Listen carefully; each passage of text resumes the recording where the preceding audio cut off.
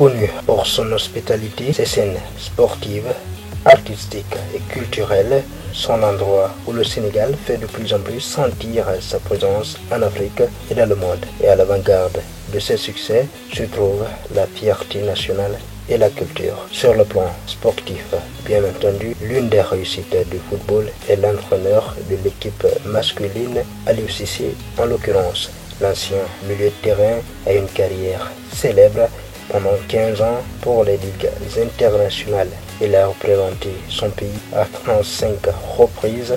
En 2002, il était l'un des joueurs à avoir raté un penalty lors de la finale de la Coupe d'Afrique des Nations contre le Cameroun. Cette défaite servira ensuite de point de contrôle important dans son parcours professionnel. Aliou Cissé a assuré que le revers ne le définissait pas, se souvenant bien sûr de son affaire inachevé avec l'équipe nationale et revenant poursuivre sa quête de domination continentale en tant qu'entraîneur. Une transition en douceur vers le coaching a suivi ensuite. Une opportunité avec les équipes de jeunes du Sénégal a précédé sa nomination en tant que manager de l'équipe nationale en 2015. Une stratégie importante est que le Sénégal a une histoire très fière de nomination d'entraîneurs locaux. Une rareté pour les grandes équipes africaines à cette époque. Et Aliou Cissé prouve à quel point il peut être apprécié lorsqu'un entraîneur comprend le rythme culturel de l'équipe et du pays.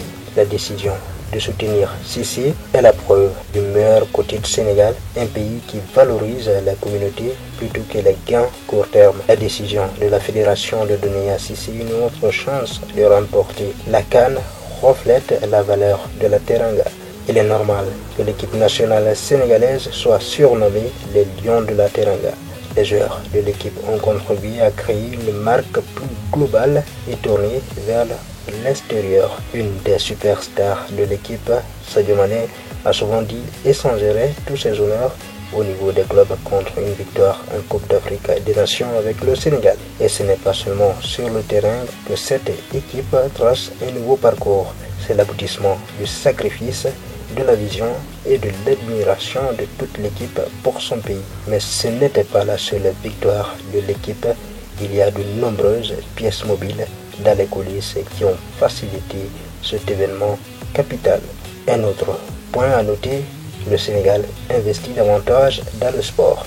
Le ministère des Sports du Sénégal, qui a donné à sa fédération de football l'autonomie de prendre des décisions indépendantes, a agi comme un facilitateur essentiel sur le chemin de la grandeur. Le ministère s'est concentré sur d'importants travaux à long terme tels que la construction et la rénovation des stades, tandis que la fédération sénégalaise a continué à soutenir son entraîneur. L'équipe nationale sénégalaise de football et le gouvernement sont susceptibles, n'est-ce pas, de bénéficier mutuellement de leur coopération à long terme.